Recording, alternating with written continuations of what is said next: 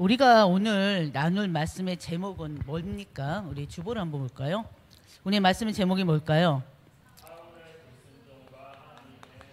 사울의 불순종이에요. 근데 이 제목만 보았을 때는 어떻습니까? 불순종에는 반드시 하나님의 심판이 있음을 우리는 또 이 제목을 통해서도 알 수가 있습니다. 왜요? 우리가 지금 로마서를 지금 주일 강단을 통해서 로마서를 계속 보고 있습니다. 지금 1장부터 몇 장까지 봤죠? 몇 장까지 봤어요? 3장까지 봤어요.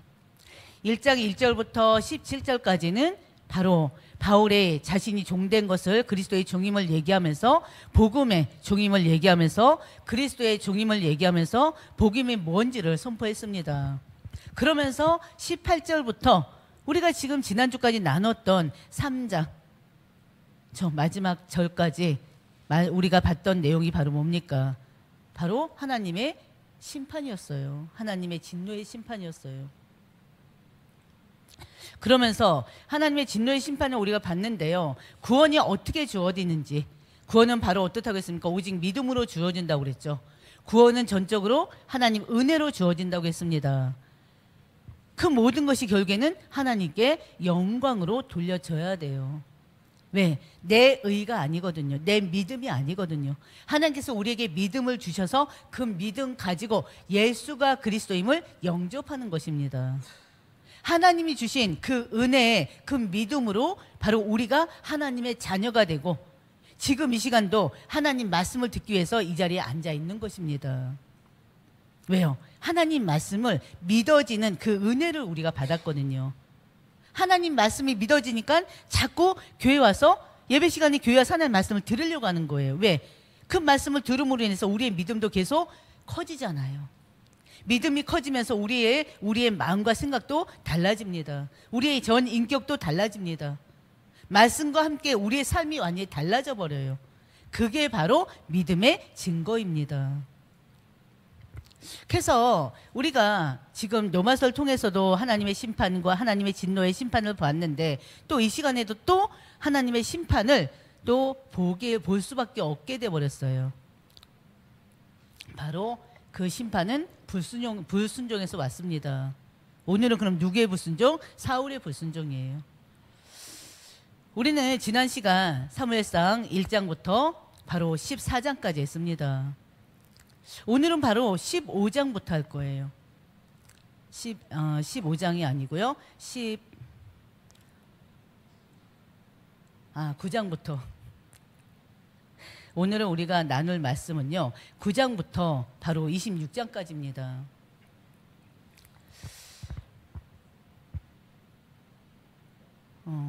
그러면서 우리가 서론에서 잠깐 얘기하고 싶은 게 있습니다.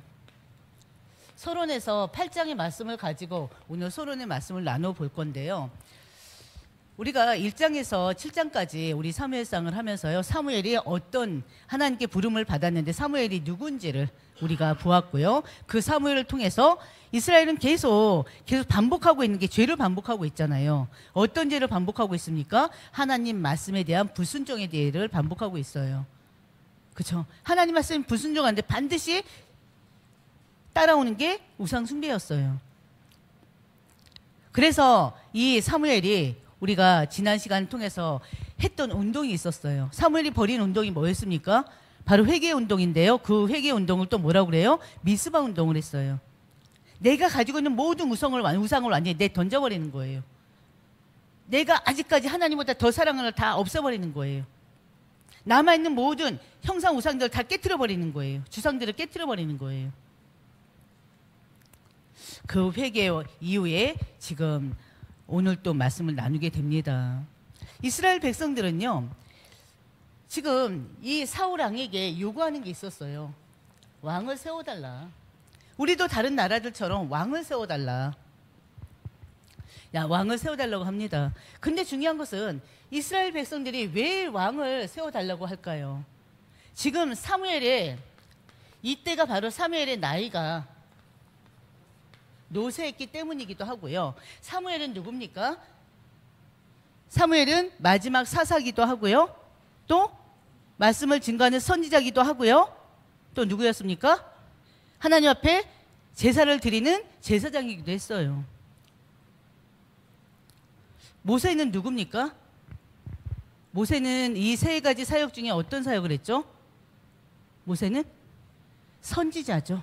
하나님 말씀을 대언하는 선지자입니다.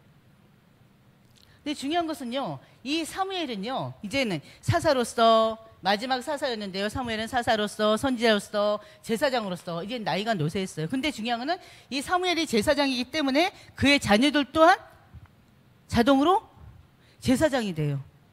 근데 이 자녀들이, 이 사무엘의 자녀들이 제사장인데 제사장으로서의 그 본분을 다하지 못해요. 자꾸 하나님 앞에 죄를 저질러요. 합당하지 않은 죄를 자꾸만 저지르게 됩니다. 그 죄라는 게요, 이제는 이 백성들을 어떻게 보면은 백성들을 이제 재판을 하고 하는데요, 돈을 받고 뇌물을 받고 그 백성들을 굽게 하는 일을 합니다. 뇌물을 준 자들은 어떻게 해요? 죄를, 아무리 무거운 죄를 졌더라도요, 그냥 가볍게 여겨버리는 거예요. 그리고 힘없는 자들만 무겁게 딱 중한 죄를 줘요. 어떻게 보면 지금 현대 시대도 다를 바는 없기는 해요. 공정하지는 않죠. 아직까지도 모든 나라가 똑같고요. 바로 이 제사장으로서의 그 역할을 다하지 못하고 자꾸 하나님 앞에 불의를 저지르게 됩니다. 그러니까 백성들로서는 할 말이 있는 거예요. 우리 왕 세워달라. 제사장 또한 이 사무엘 같지 않고, 사무엘 선지자 같지 않게 이 자녀들이 제사장임에도 불구하고 자꾸 하나님 앞에 범죄하지 않느냐. 우리 왕을 달라. 그러면서 또 두 번째 이유는 뭐냐면요, 왕을 세워달라는 이유는요, 바로 국가적인 안정을 위해서 그렇습니다. 이 백성들의 생각은요, 왕이 있으면 국가적으로 굉장히 안정될 거라고 생각하고 있었습니다. 왜냐하면 그 당시는요, 왕정 체제를 갖춘 그런 나라들마다 왕이 있거든요. 이스라엘만 왕이 없어요. 그래서 어떻게 보면요, 그 당시 왕정 체제가요, 국제적으로도 정상으로 여겨지는 시대였기 때문에 자신들도 왕이 세워달라는 거예요. 왕을 세움으로 인해서 강력한 국가가 되지 않겠느냐. 강력한 국가로 인정받고 싶고요. 외적인 위협에도, 왜냐하면은 이스라엘 백성 특별히 아주 작은 나라였잖아요. 그 주변에 얼마나 강대국들이 많습니까? 강대국들이 늘 이스라엘을 침범해 들어오려고 그래요. 특히나 지금 이스라엘 백성은 지금 가나안 땅을 정복했어요. 그럼 가나안 땅을 하나하나 다 정복해 나가야 되는데 아직 다 정복하지 못했어요. 그러니까 어떻게 해요? 자꾸 그 또 정복하지 못한 그 주민들로부터, 그 지역으로부터 계속 또 어떻게 침범을 받는 거예요. 위협을 받는 거예요. 특히나 블레셋이나 그런 나라들도 특히나. 그래서 이 외적인 위협에도 정치 군사적으로 대비할 수 있다고 여겼던 것입니다. 왕을 세워짐으로 인해서. 그리고 근데 중요한 것은요, 성경에서는 지금 이들이 왕을 세워달라고 하는 것은 바로 뭘 뜻하느냐, 바로 하나님의 통치를 거부하는 것이라 여깁니다. 사무엘은요, 자꾸만 이들이 왕을 세워달라고 하니 한편으로는 이 이스라엘 백성들이 자신을 원하지 않는 걸로 생각해요. 그러니까 하나님 뭐라고 합니까? 결국엔 이 사무엘은요, 근심에 쌓인 것이 분명히 하나님만이 우리의 왕인데 자꾸 인간의 왕을 세워달라고 하니 너무나 나를 너무나 싫어해서 그런 것인가, 나를 거절해서 그런 게 아닌가 그럽니다. 그러니까 하나님께서 뭐라고 하면요, 8장 7절에요. 사무엘상 8장 7절에 그들이 너를 버린 것이 아니다 그래요. 너를 버린 것이 아니라 바로 나를 믿으려고 하지 않기 때문이다 라고 얘기합니다. 사무엘의 노쇠함이나 그의 아들들의 이 부패 때문이 아니다.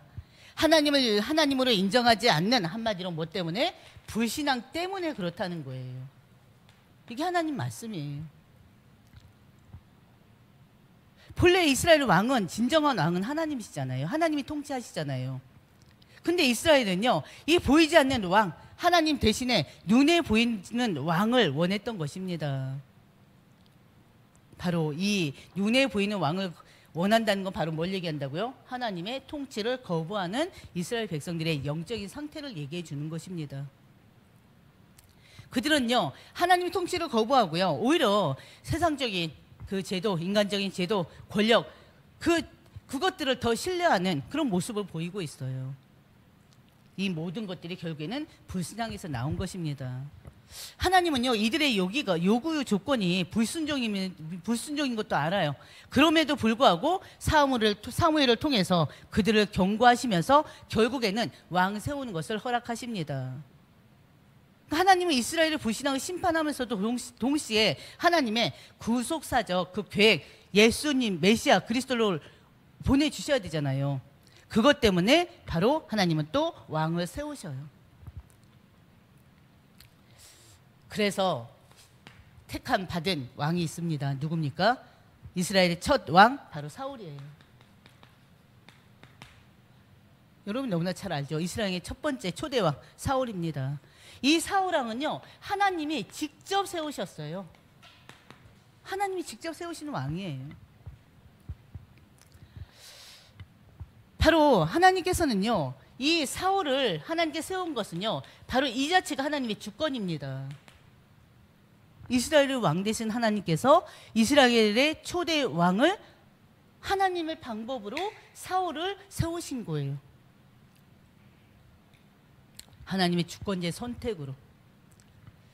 그래서 이스라엘 백성들은 바로 하나님께 사무엘에게 왕을 요구했고요. 하나님은 바로 베냐민 지파의 기스의 아들 사울을 선택하신 것입니다. 성경 말씀은 보면요, 사울은요, 키와 용모가 돋보였다고 그랬어요. 사람들 눈에 이 지도자로서 이 사람들 눈에요, 이스라엘의 지도자로서 전혀 손색이 없어 보이던 자예요. 어떻게 보면은 당시 이스라엘 백성들이 바라던 그 왕의 모습, 왕의 조건에 또 꼭 맞는 인물이 바로 사울이었다고도 얘기할 수 있습니다. 사울은요, 그의 아버지 기스가요, 나귀를 잃어버렸어요.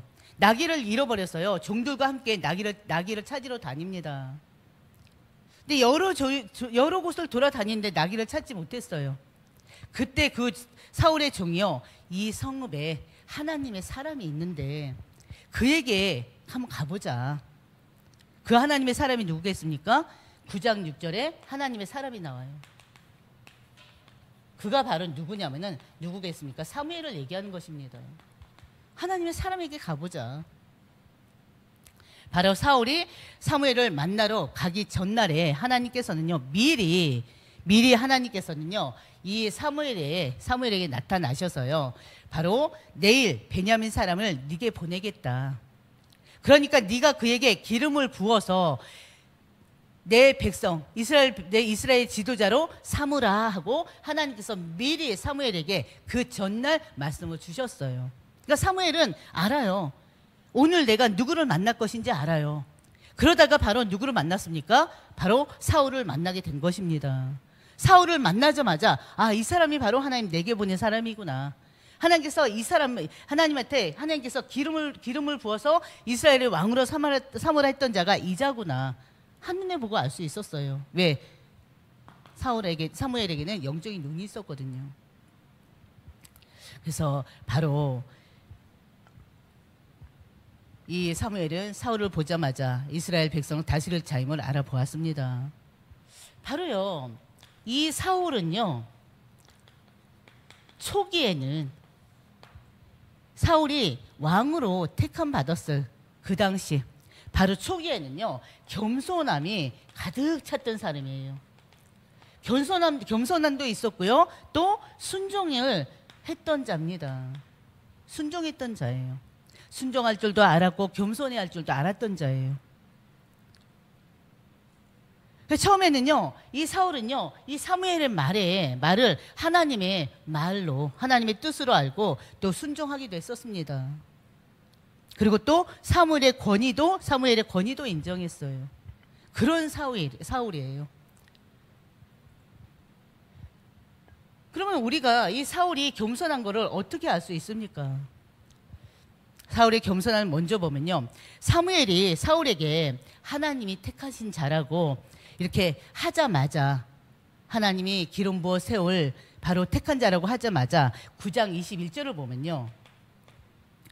바로 나는 이스라엘 지파의 가장 작은 지파 베냐민 사람입니다. 지파 중에요. 가장 큰 지파가 유대 지파예요. 베냐민 지파는요. 특히나 베냐민 지파 또한 큰 지파 중에 하나입니다. 근데요. 자기를 소개하는데, 자기를 얘기하는데 하나님께서 기름 부어 이스라엘 지도자로 세울 자로 얘기하는데 나는 베냐민 지파의, 이스라엘의 가장 작은 지파 베냐민 사람입니다 하고 자기를 겸손하게 낮춰버려요.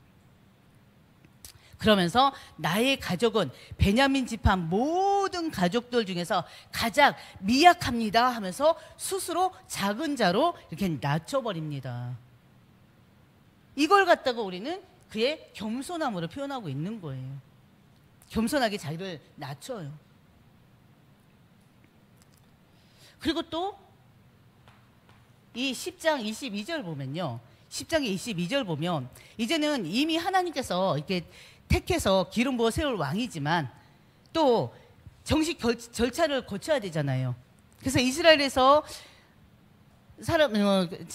가장 이렇게 많이 행했던 게 바로 제비뽑기예요. 제비뽑기, 사람을 세울 때 바로 제비뽑기를 통해서 왕으로 또 뽑혔어요. 제비뽑기를 했는데 또 왕으로 뽑혔어요. 그것도 하나의 섭리죠. 하나의 계획이죠. 이 사울이요, 제비뽑기를 통해서 왕으로 뽑혔을 때 바로 많은 진보다리 사이에 숨어 있었습니다. 그러면서요, 자신이 기름 부음 받은 왕임을 자랑하지 않았어요. 자기 왕됨을 자랑으로 삼거나 또 권력용으로 삼지도 않았습니다. 이때만 해도. 오히려 두려움과 겸손함으로 진보다리들 사이에 숨어 있었던 거예요. 제비뽑기를 해서 사울을 왕으로 세우기로 딱 결정했는데 보통 어떻게 해야 돼요? 딱 자세를 취하고 왕의 모습으로 있어야 되지 않습니까? 왕의 기름 부음 받았으면. 근데 진보다리 사이에 숨어 있었다니까요. 어떻게 보면 왕직에 대한 두려움도 있었겠죠. 그러나 중요한 것은 그 두려움과 함께 겸손으로 임하는 태도로 보고도 있습니다. 그리고 또 어떤 일이 있었냐면요. 10장 27절을 보면요. 이제 이스라엘 백성들이 이 사울을 왕으로 세울 때 그의 용모를 보면서요. 그의 모습을 보면서요. 이제 막 박수치고 막 그랬어요. 근데 모든 사람이 다 인정한 건 아니에요. 어떤 사람들은요. 불량배들이라고 하는데요. 10장 27절 보면 어떤 불량배들이 사울을 보고 이 사람이 어떻게 우리를 구원하겠냐. 그러면서 사울을 멸시합니다. 근데 사울은 멸시하는 그 불량배들, 멸시하는 그들을 처벌하지 않아요. 그냥 성경에 보면 침묵했다고 나와 있어요. 침묵했다고. 우리가 사울의 말년을 잘 알잖아요. 사울의 중기, 말기를 알잖아요. 그리고 또 어떤 일이 있었냐면요. 암몬 사람 나하스라는 사람이요. 길르앗 야베스를 위협했습니다. 그때 사울은요. 하나님의 부르심에 순종해서요. 백성들을 구하는 지도자로서 행동을 합니다. 바로 하나님의 부르심에 이 암몬을 치라는 하나님의 부르심에 순종하고 이 백성들을 구하기 위해서 나섭니다. 이때 하나님께서 이 사울에게 하나님의 영이 크게 임했다고 그랬어요. 이때 하나님 말씀에 순종하고 나갔을 때 바로 사울에게 하나님의 영이 크게 임했다고 그랬어요. 하나님의 영이 크게 임했다는 것은 그 전투에 실패하겠습니까? 하나님 영이 크게 했는데 바로 그 전투에서 승리하게 됩니다. 근데요, 그 전쟁에서 승리한 후에 사울은요, 자신에게 영광을 돌리지 않았어요. 하나님께서 구원하셨다고 고백했습니다. 이게 초기 사울왕의 모습이에요. 특히나 이 승리 후에요. 승리 후에 하나님께 영광 돌린 것뿐만이 아니라 자신을 없이 여겼던 사람들이 있잖아요. 자신을 조롱했던 사람들이 있잖아요. 저 사람이 어떻게 우리를 구원해, 우리나라를 구원해, 우리 백성들 구원해 했던 그 업신 여기던 사람들이 있잖아요. 바로 이 백성들이요, 바로 그 사울을 업신 여기던 자를 죽이자고 했어요. 그 자리에서. 그러니까요, 사울이 오늘은 여호와께서 구원하신 날이다, 승리를 이끌었게 했던 바로 여호와께서 구원하신 날이다 하면서 그들을 용서합니다. 바로 이처럼 초기의 사울은요, 바로 겸손과 순종의 모습을 보였던 자예요. 우리가 야고보서 4장 6절, 야고보서 4장 6절하고요, 베드로전서 5장 5절, 베드로전서 5장 5절을 보면요, 기억해야 됩니다. 하나님은 교만한 자들은 물리시고 겸손한 자에게 은혜를 주신다고 그랬어요. 하나님께서 하나님 백성들에게 요구하는 것은 뭐냐면요, 하나님 백성들에게 원하시는 건요, 다른 것이 아니라 겸손함을 원하십니다. 왜냐하면요, 겸손한 자는요, 자신이 아니라 하나님의 은혜를 사모하게 돼 있거든요. 하나님의 능력을 신뢰하게 돼 있거든요. 그래서 하나님은 이 겸손한 자를 통해서 자신의 영광을 나타내십니다. 바로 이 사울이 초기에 하나님께 쓰임 받았던 게 바로 이 겸손함 때문이었어요. 겸손함 때문이었어요. 그래서 여러분 모두가 하나님 앞에 바로 겸손한 바로 하나님의 사람들이 되기를 주의 이름으로 축원드립니다. 그런데 이 사울이 겸손함이 끝까지 가지 않았습니다. 그에게 교만함이 들어와 버렸어요. 겸손함 반대, 교만함이 들어왔어요. 그의 교만함이 들어오니까는 바로 들어온 게 뭐예요? 교만함이 들어오니 곧바로 뭐가 들어오면 불순종이 들어와 버려요.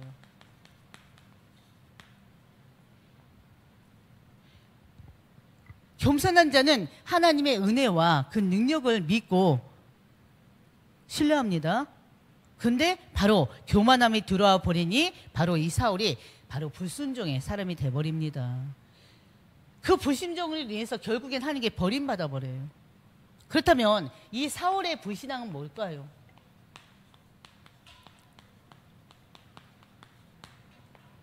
여러분들이 이제 사무엘 말씀은 다른 성경보다 그래도 조금 더 아니까 한번 기억해 보시길 바랍니다. 특히나 성경 읽은 분들은 기억해 보시길 바랍니다. 사울의 불신앙은 뭘까요? 바로 우리는 이 사울의 불신앙을 보면서 하나님의 심판을 볼 수가 있습니다.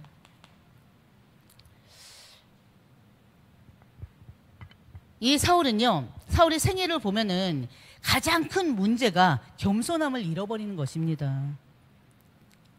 그리고 불순종으로 인해서 그의 삶이 무너졌다는 거예요. 바로 사울의 첫 번째 불신앙은요, 길갈에서의 불신앙입니다. 길갈에서. 이거 너무나 잘 아는 말씀이에요. 여러분들이. 바로 뭡니까? 블레셋 군대가 이스라엘을 압박합니다. 그러다 보니까 이 블레셋에 대한 두려움으로 인해서 백성들이 막 흩어져 버려요. 백성들은 그 블레셋이 언제 쳐들어올지 모르고 압박을 하니까요, 두려움에 떨면서 굴 속에 숨어버리고, 그리고 또 웅덩이에, 그러면서 요단을 건너 도망가기까지 합니다. 이런 위기 속에서요, 사무엘은요 굉장히 두려워졌어요. 그래서 사울에게 이 소식을 전합니다. 사울은 사무엘에게 이 소식을 전합니다. 근데 이 사무엘이요, 지금 이런 백성들이 두려움에 떨면서 막 여기저기 흩어지고 있고, 또 사울왕은 겁에 질려가지고 빨리 와달라고 하는데, 바로 이 사무엘은 잠시만 기다려라, 7일 동안만 기다려라 합니다. 7일이라는 시간은요, 어떻게 보면 하나님이 정하신 바로 때입니다. 근데 중요한 것은 7일 동안 기다리라고 하는데 사울은 인내하지 못하고 순종하지 못해요. 바로 백성들이 흩어지고 블레셋이 위협하는 그 상황에서 7일째가 됐는데도 사무엘이 나타나지 않습니다. 그래서 사울은 굉장히 조급해졌어요. 그래서 직접 하나님 앞에 번제를 드려버려요. 하나님 앞에 직접 번제를 드림으로 해서 하나님 앞에 불순종의 길을 가게 된 것입니다. 그 내용 아시죠? 사울이 도착하기도 전에 하나님 앞에 제사 지낸 거. 이 번제 등의 그 제사의 직무는 누가 할 수 있어요? 제사장만이 할 수 있어요. 왕은 절대 이 제사장 대신 번제를 드리면 안 됩니다. 하나님께 제사를 드리면 안 됩니다. 이 번제를 통해서요, 하나님 앞에 제사를 드리면서 하나님 앞에 하나님의 인도를 받는 거예요. 하나님 뜻을 묻고 또 하나님의 인도를 받는 거예요. 왜? 이스라엘의 왕은 하나님이시거든요. 영적으로 하나님이세요.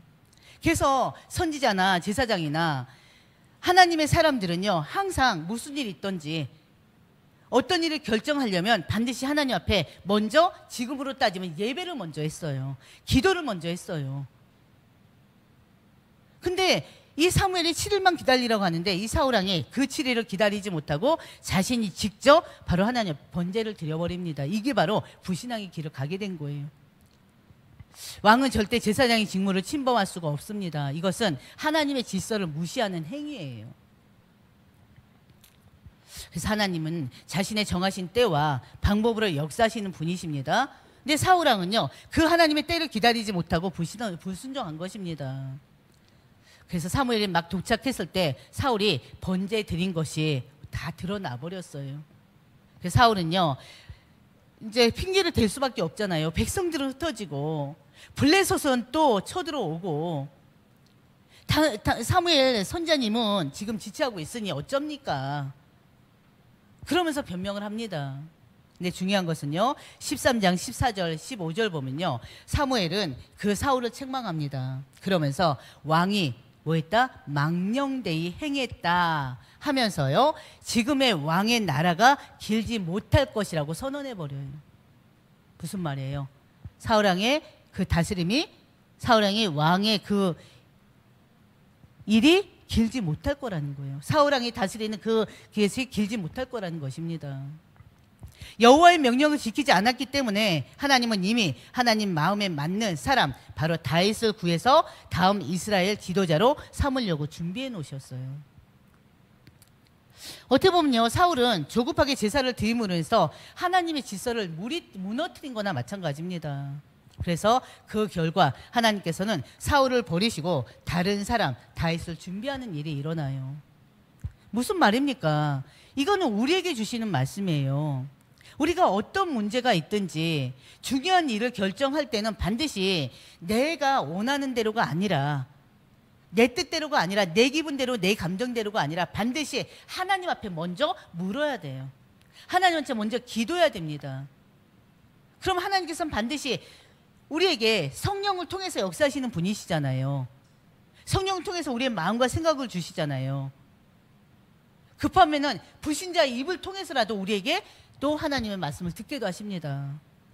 그렇기 때문에 우리는 다른 것이 아니라 하나님 말씀에 순종하는 그런 삶을 살아야 돼요.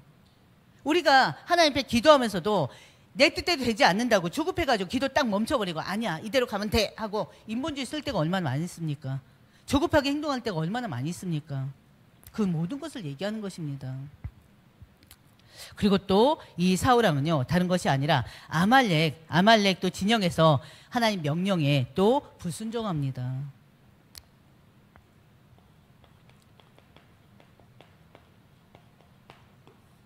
이것도 내용을 말씀드리면 여러분들 기억할 거예요.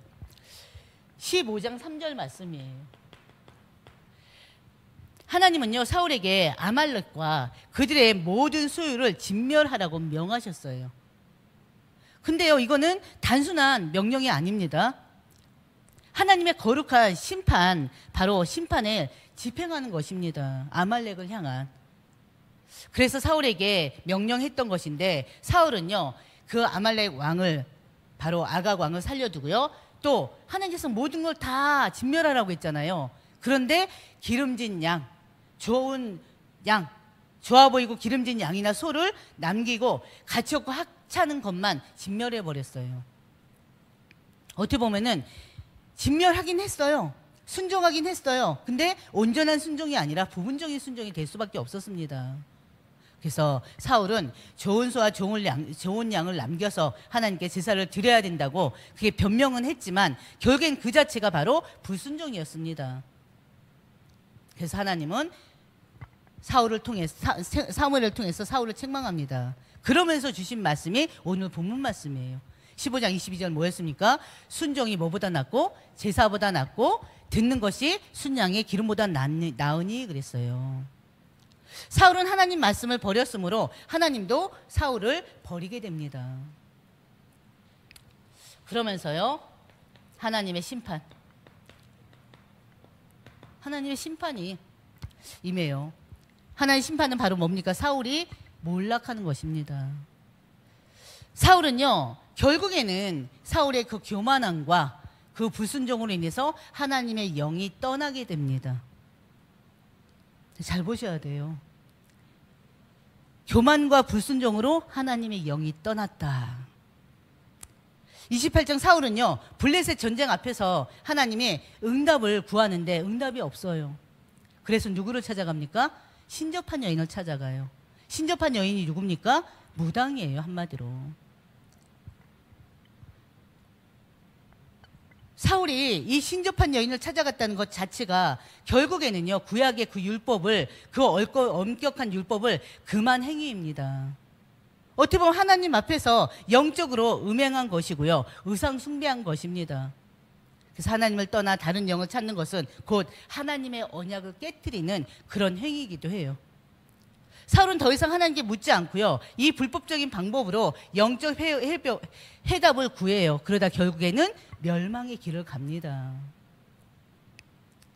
다른 영을 의지하는 것, 그건 바로 하나님을 버리는 거예요. 여러분에게 주시는 말씀이라니까요. 하나님이 아닌 다른 영을 의지하는 거, 결국엔 사탄에게 나아가는 것입니다. 어둠의 권세 가운데 잡혀버리는 삶이에요. 이것은 바로 하나님과 단절되었다는 것을 보여주기도 합니다. 성도도요, 우리 성도들도, 하나님의 백성들도요, 위기 속에서 때로는 세상의 방법을 찾아요. 또 미신을 찾아요. 그러면서 또 때로는 자기 방식대로 해결하려는 그런 마음도 가지고 있습니다.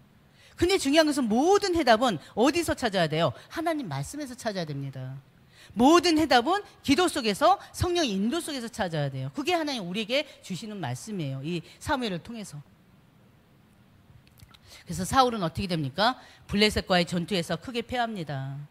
그때 아들들 셋이 죽어요. 다윗이 가장 사랑했던 친구 누군지 아십니까? 요나단이 죽어요. 바로 세 아들이 죽고요. 또 이때 사울도 함께 전사하면서 비참한 최후를 맞이합니다. 사울은 상대편의 활 쏘는 자로부터 중상을 입잖아요. 그리고 스스로 어떻게 해요? 스스로 결국에는 자결합니다. 사울의 시체는 어떻게 됐습니까? 사울의 시체는요, 블레셋 사람들에게 조롱당하고요, 바로 성벽에 매달려서 수치를 당하게 됩니다. 이거 이상의 수치가 어디 있어요? 하나님을 떠난 왕의 마지막 죽음과 수치예요. 하나님을 떠난 신앙은 결국은 어떻게 됩니까? 자기 파괴로 이어지는 것입니다. 그래서 우리가 위기 속에서도 붙잡아야 될 분은 오직 예수 그리스도, 오직 하나님 말씀이라는 거 여러분 놓치지 마시고요. 항상 위기의 순간에, 그리고 또 어떤 상황 속에서도 사람에 속지 말고, 세상에 속지 말고, 세상의 방법 찾지 말고 오로지 하나님께 나아가는 여러분들 되시길 바랍니다. 그러면서 세 번째, 다윗의 믿음과 순종이에요. 바로 지금 이제 끝에, 그러니까는 지금 우리가 28장 하면서 31장까지 하고요. 31장까지 하고 중간에 이제 바로 앞에 다윗의 믿음과 순종이 있었습니다. 바로 17장에서 24장 말씀이에요. 우리 다윗은 너무나 잘 알잖아요. 바로 사울은 불순종으로 몰락해 갔지만요, 하나님은 다윗을 세워서 새로운 왕국을 준비하십니다. 그래서 세 번째는 다윗의 믿음이에요. 다윗의 믿음. 다윗은요, 바로 다윗의 길은요, 다른 것이 아니라 믿음의 길이었습니다. 그리고 순종의 길이었어요. 이게 다윗이에요. 그리고 다윗은요, 믿음으로 블레셋 장군 누구? 거인 골리앗 장군과 맞섰던 자예요. 이스라엘 역사에서 가장 극적인 전투 장면이 바로 다윗과 골리앗 아닙니까? 다윗과 골리앗의 대결이죠. 블레셋 장수 골리앗은요, 키가 3m가 넘는 사람이에요. 완전 거인이었습니다. 그 거인은요, 갑옷과 무기로 무장한 강력한 전사였습니다. 그 골리앗 앞에 바로 소년 다윗이 섰어요. 이 골리앗이요, 40일 동안 아침 저녁으로 바로 이스라엘을 모욕했습니다. 사울과 이스라엘 군대는요, 이 골리앗 앞에 벌벌 떨면서요, 두려움에 사로잡혀서 싸울 용기가 없어요. 다윗이 그 전쟁터에 가게 됐어요. 어떻게 가게 됐습니까? 형들에게 아버지 심부름, 음식을 전하러 전장에 갔다가 골리앗이 이스라엘을 모욕하는 걸 들었습니다. 그때 다윗이 했던 얘기가 있어요. 우리 한번 볼까요? 17장 26절 한번 찾아볼게요. 17장 26절. 사무엘상 17장 26절.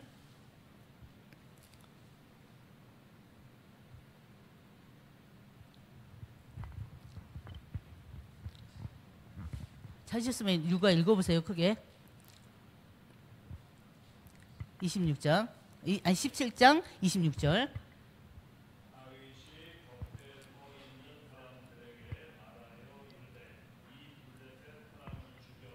이스라엘의 치욕을 제거하는 사람에게는 어떠한 대우를 하겠느냐. 이 할례 받지 않는 블레셋 사람이 누구이기에 살아계시는 하나님의 군대를 모욕하겠느냐.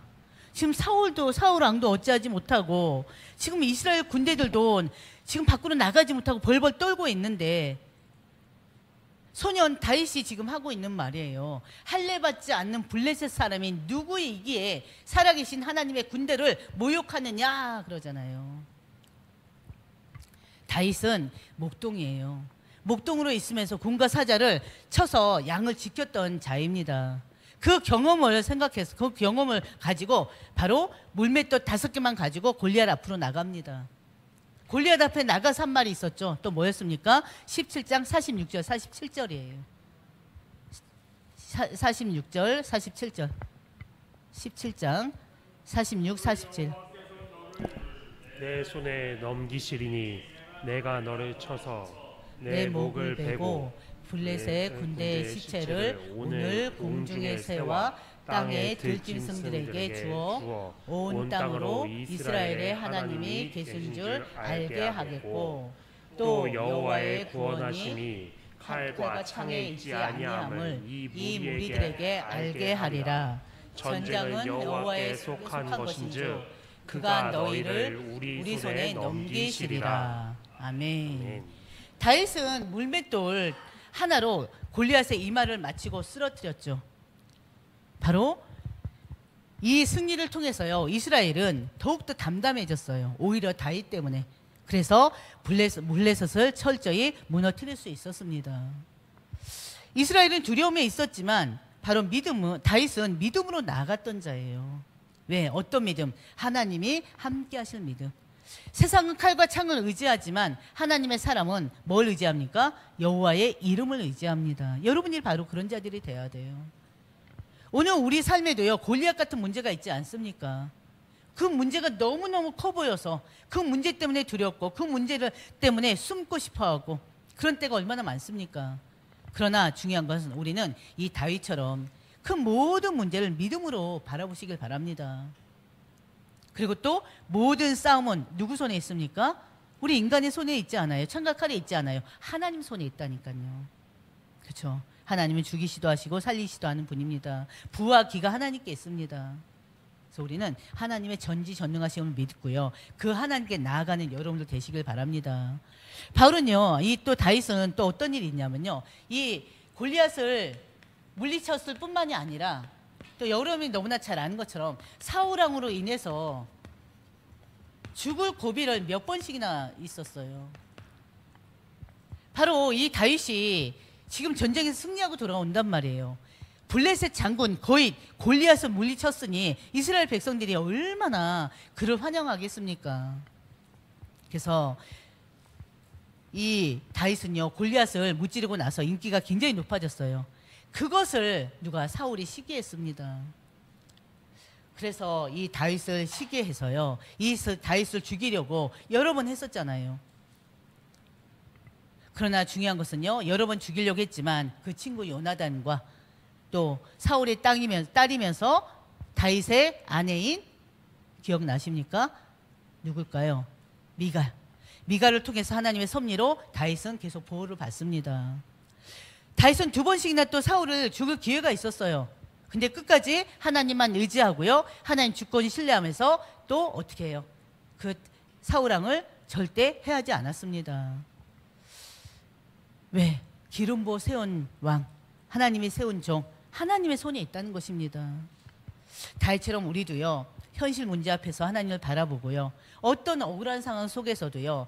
하나님이 정하신 때 하나님의 방법을 여러분이 믿고 기다리시는 분들 되시길 주의 이름으로 축원드립니다. 그래서 오늘의 말씀을 크게 어렵진 않잖아요. 솔직히. 왕을 세우려고 하는 것도 결국에는 하나님 뜻이 아니었어요. 인간의 뜻이에요. 인간의 방법이에요. 결국에는 이게 영적으로는 바로 불순종이라 했습니다. 불신앙이라고 했습니다. 그래서 하나님께서는 그들의 요구대로 왕을 세워줘요. 근데 중요한 그 첫 번째 왕이 바로 처음에는 순종적이었고 겸손했지만 끝내는 교만함을 통해서 하나님께 불순종해서 결국에는 아주 참 어떤 정말 최후를 맞이합니다.